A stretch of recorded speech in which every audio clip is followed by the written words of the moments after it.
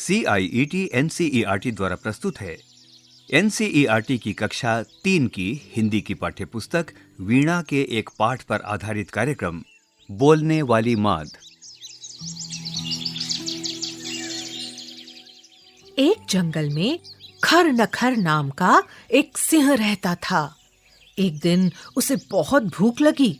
वह आहार की खोज में पूरे जंगल में घूमता रहा, पर एक चूहा तक हाथ नहीं लगा। इस खोज में ही शाम हो गई। अंधेरा हो रहा था। इसी समय उसे एक मांद दिखाई दी। रात काटने के लिए वह उसी में ही घुस गया। उस मांद में घुसकर उसने सोचा, इसमें कोई ना कोई पशु तो रहता ही होगा। जब वो विश्राम करने के लिए इसमें घुसेगा, मैं उसे दबोच लूंगा। यह सोचकर वह उस मांद में एक ओर छिप कर बैठ गया। उस मांद में दधीपुच्छ नाम का एक सियार रहा करता था। वह मांद की ओर आ रहा था।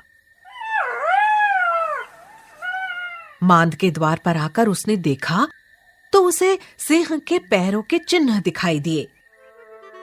चिन्ह मांद की ओर जाने के लिए तो थे, पर लौटने के नहीं थे।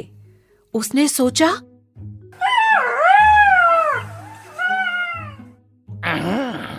हे भगवान, आज तो मेरी जान पर ही आ बनी। इसके भीतर अवश्य ही कोई सिंह घुसा बैठा है।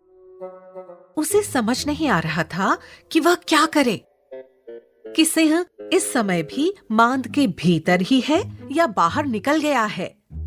सोचने से क्या नहीं हो सकता। सोचते सोचते उसे एक उपाय सूझ ही गया। मांद के द्वार पर जाकर उसने पुकारा,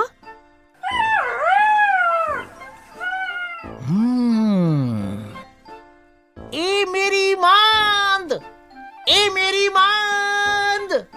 पुकारकर वह चुप हो गया।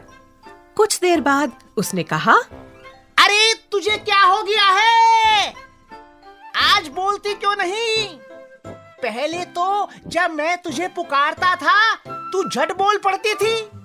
क्या तू ये भूल गई कि मैंने तुझसे कहा था कि मैं जब भी बाहर से आऊंगा तब तुझे पुकारूंगा, और जब तू उत्तर देगी उसके बाद ही मैं मांद के भीतर आऊंगा। यदि तूने इस बार भी उत्तर ना दिया तो मैं तुझे छोड़कर किसी दूसरी मांद में चला जाऊंगा। अब सिंह को विश्वास हो गया कि सियार के पुकारने पर यह मांद सचमुच उत्तर दिया करती है। उसने सोचा, आज मैं आ गया हूं, इसलिए डर के मारे इसके मुंह से ध्वनि नहीं निकल रही है। उसने सोचा, ये मांद नहीं बोलती है तो कोई बात नहीं, इसके स्थान पर मैं ही उत्तर दे देता हूं। यदि चुप रहा तो हाथ आया शिकार भी चला जाएगा। यह सोचकर सिंह ने उसका उत्तर दे दिया। उसकी दहाड़ से वह मांद तो गूंज ही उठी। आसपास के पशु भी चौकन्ने हो गए। सियार वहां से यही कहते हुए चंपत हो गया कि इस वन में रहते हुए मैं बूढ़ा हो गया, पर आज तक कभी किसी मांद को बोलते हुए नहीं सुना।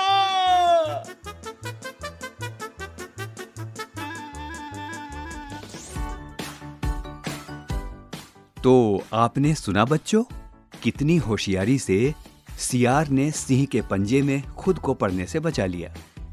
लेकिन क्या किया सियार ने, जरा सोचिए। उसने बड़े ध्यान से सिंह के पंजों के चिन्ह को देखा और समझ गया कि सिंह माद के अंदर ही है। ये तो तुम समझ ही गए होगे कि यदि उसने ध्यान से नहीं देखा होता तो कितनी मुश्किल में पड़ जाता। इसीलिए बच्चों, बहुत जरूरी है ध्यान से देखना या किसी बात पर ध्यान देना। अपने आसपास प्रकृति को, पेड़ पौधों को तुमने यूं ही बहुत बार देखा होगा, लेकिन बच्चों, यदि उन्हें ध्यान से देखो तो तुम्हें बहुत कुछ नया उन्हीं में दिखाई देगा। अब जरा बताओ कि क्या आपने पशुओं के पांवों के चिन्ह देखे हैं? यदि देखे हैं तो सोच कर बताइए कि क्या सभी पशुओं के पद चिन्ह एक से होते हैं या अलग अलग होते हैं? और यदि नहीं देखे हैं तो आप एक मजेदार काम कर सकते हैं। कुछ पशुओं के पद चिन्हों के चित्र बना सकते हैं और उनमें रंग भरकर अपने मित्रों से साझा कर सकते हैं। और अब एक प्रश्न आपके लिए। सिंह रहता है माद में, तो अब आप अपने बड़ों और शिक्षकों से बात करें और मालूम करें कि और कौन कौन से पशु रहते हैं माद में। और बच्चों, जैसे सिंह के घर को कहते हैं माद, तो अब जरा ये भी मालूम करो कि अन्य पशु पक्षियों के घरों को क्या कहते हैं। अभी आप सुन रहे थे एनसीईआरटी की कक्षा 3 की पाठ्यपुस्तक वीणा के एक पाठ पर आधारित कार्यक्रम बोलने वाली माद। कार्यक्रम समन्वय प्रोफेसर राजेंद्र पाल, ध्वनियांकन मयंक कुमार, कलाकार प्रवीण शर्मा और ऋचा सयाल, ध्वनि संपादन, निर्देशन एवं निर्माण कुसुम लता। यह कार्यक्रम CIET NCERT नई दिल्ली भारत द्वारा प्रस्तुत किया गया।